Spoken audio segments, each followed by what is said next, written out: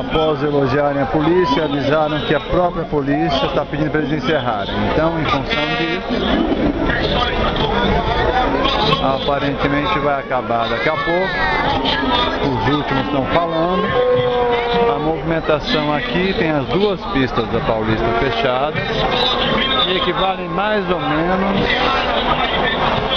a um paralelo com o prédio do MASP. Pouco menos. Mas também já é bem o final e só ficou essa turma do Movimento Brasil Livre aqui. Os outros carros foram embora. E lá atrás, deixa eu ver. Lá atrás vem pra rua. Estão acabando com o hino. Até que estava estranhando. Eu vim pra rua, ficou lá pra trás. Sem ter o que fazer e sem ter muito o que fazer. Agora todos abraçados, cantando hino.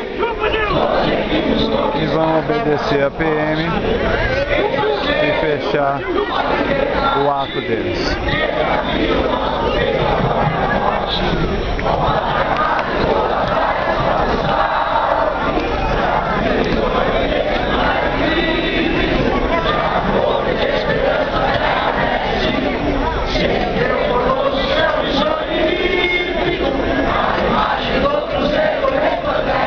É isso aí, vou embora agora.